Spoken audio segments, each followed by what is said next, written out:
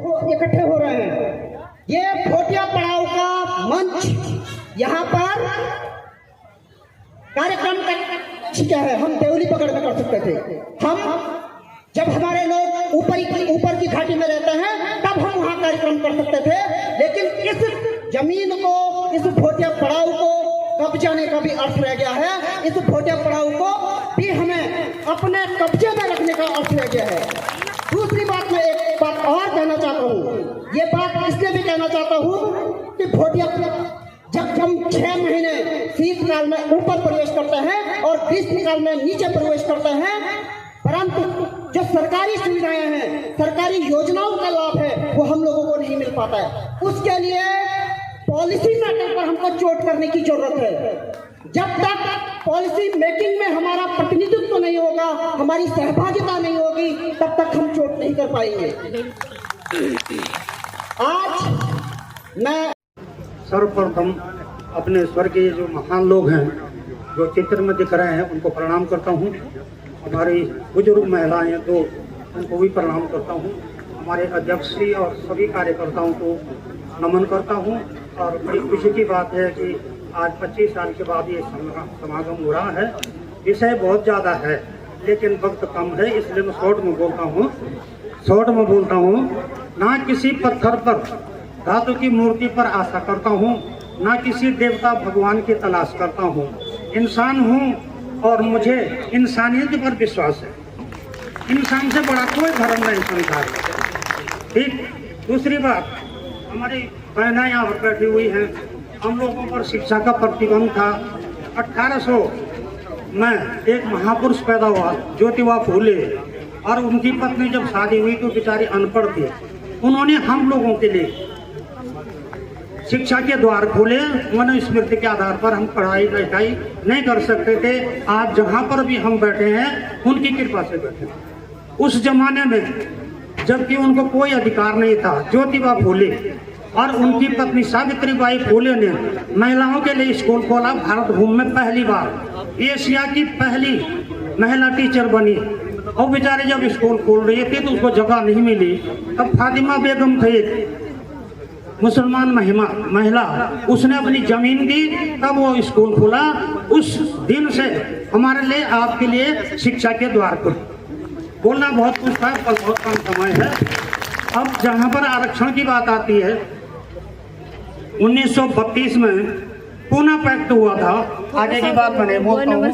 Poona pact में ये हुआ था कि महारानी विक्टोरिया या जॉर्ज पंचम की यहाँ से बाबा साहब भीमराव अम्बेडकर हम लोगों के लिए एक मांग लाए थे। बाकी मांग तो पूरे हिंदुस्तानियों के लिए था। एक मार्ग सिर्फ जनजाति, ओबीसी और SC ST वालों के लिए था कि वो ये था कि 2 जगह वोट देंगे। वो जनरल वाले 1 जगह देंगे और हम लोग 2 जगह वोट देंगे। विरोध के बाद 1932 में पूना पैक्ट हुआ। पूना पैक्ट के बाद आरक्षण हुआ और आरक्षण के बाद हम आज यहाँ तक पहुँचे। किसी देवता ने, किसी देवी ने हमको नहीं पहुँचाया यहाँ तक। उस आरक्षण बाबा साहब भीमराव अम्बेडकर और इन्होंने करवाए। अब मैं बोलना तो बहुत कुछ था पर समय नहीं है। मूल समस्या ये है कि हमारे पूर्वज लोग, भोटिया जनजाति के लोग 6 महीना नीचे 6 महीना ऊपर, एक गाना भी था 6 महीने 6 महीने बाण, है ना, वो गाना भी था। लेकिन भोटिया हम सब बोल रहे हैं, लेकिन राजस्व अभिलेखों में कहीं भोटिया का नाम नहीं है। हमारी जमीन जिन पर हमारे बाप दादा रहे हैं, जिस पर हम माइग्रेट होके आ गए हैं, शीतकालीन आवास जो हमारे हैं वो श्रेणी 4 में दर्ज है। खतौनी 2 किस्म की होती है।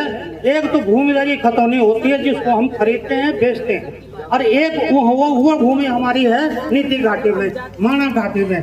लेकिन जो हमारे शीतकालीन आवास है वो श्रेणी 4 अंजड़े, जहाँ पर जमींदारी एबिलिशन एक्ट 1950 लागू हुआ, लेकिन जमींदारी एबिलिशन एक्ट लागू नहीं हुआ। उसको कहते हैं तरमीम बंदोबस्त। उसमें आपके हमारे सारे मकान श्रेणी 4 में चढ़े हुए हैं। अब भोटिया पढ़ाओ यहाँ सब लोगों से अगर आप लोग सहयोग करेंगे, साथ देंगे, तो हम इस लड़ाई को लड़ेंगे। और जो हमारी जमीन है श्रेणी 4 में है, जो उस जमीन पर हम भूमिधर बनेंगे। 3-4 जीओ पास हुए हैं जो मेरे पास हैं सरकार के, लेकिन सरकार के अधिकारी कर्मचारी लागू नहीं करते हैं। हमारे स्वर्गीय माधव सिंह राणा जी तहसीलदार थे, ओमराव सिंह रावत जी दुरानी के थे, उन्होंने भी प्रयास किया, लेकिन उनके साथ जन समूह नहीं था। मैंने भी प्रयास किया, लेकिन मेरे साथ जन समूह नहीं था। अगर आज इस पवित्र भूमि से अगर आप सब लोग कहते हैं कि जीडी हिंदवाल हम आपके साथ हैं, तो मैं इन सारी जमीनों को आप लोगों के नाम पर लगवाने का वादा करता हूँ यहाँ पर इस मंच से। और यही समस्या हमारे पिथौरागढ़ वाले भाइयों की है, और यही समस्या उत्तरकाशी वाले भाइयों की है। कोई वो नाम पर जमीन है ही नहीं। जो जमीन है उस बोलना बहुत कुछ था, वक्त की हेरा फेरी है। अगर आप मेरी बातों को मन में रखेंगे तो मैं आप लोगों का साथ दूंगा। वैसे भी मैं बूढ़ा हो ही गया हूँ, 76 साल का हो गया हूँ। इन शब्दों के साथ अब सब कुछ करता हूँ। धन्यवाद जी। बिल्कुल आपके अनुभवों का हम जरूर संज्ञान लेते हुए आगे इस पे अपने समकक्ष लेके जाएंगे। ये नहीं कि एक करोड़पति बन गया, एक जमीन में बैठा हुआ है और आप हंस रहे हो उसे देख के।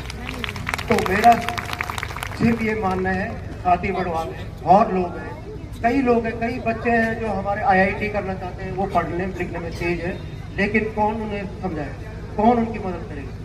हम लोगों को, समिति के लोगों को इस चीज़ के लिए आगे आना पड़ेगा। और अगर कोई नहीं आता है तो मैं साफ बोलता हूँ कि मैं इस चीज़ के लिए खड़ा हूँ। मेरे से जितना बन पड़ेगा मैं करूँगा।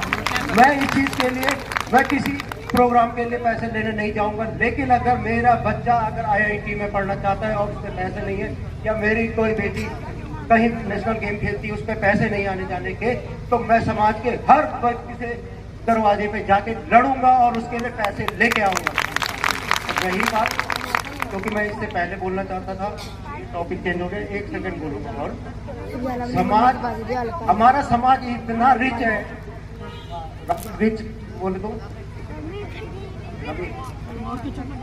इतना धनवान है कि मलारी में जब इंदिरा गांधी जी आई थी, जयललिता सिंह राणा जी को अपना भाई बोलती थी इंदिरा गांधी, अपना भाई मानती थी। हमारे घर में आई है, कौड़िया में आई है।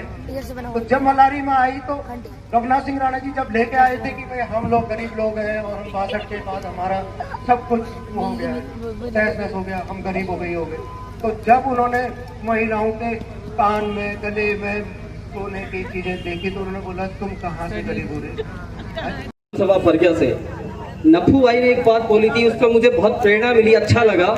2 मिनट में अपनी बातें रखूंगा। यहाँ पे मेरे ननिहाल पक्ष से यहाँ पे 2 लोग उपस्थित है, यहाँ पे पीढ़ी के, एक श्री मोरार देसाई जी के साथ मेरे नाना जी श्री चित्रा सिंह जी और मेरे मामा जी श्री प्रेम सिंह जी।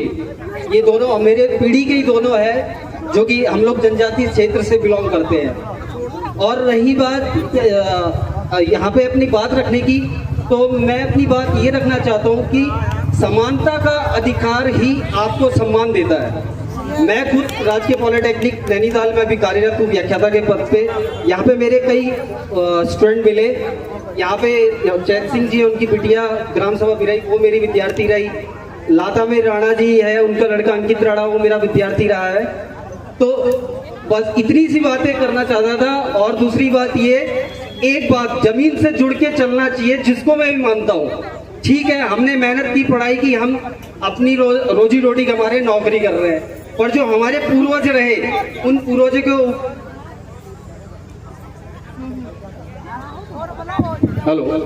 हमारे जो पूर्वज थे, कुछ लोग अपनी मेहनत से लगे, कुछ लोग के ऊपर साथ के जनजाति लोग का हाथ रहा था। वो कभी नहीं भूलना है, जमीन से जुड़ के चलो। हमने मेहनत की, हम उस चीज को याद रखते हैं। जय हिंद, जय भारत, जय जनजाति। धन्यवाद।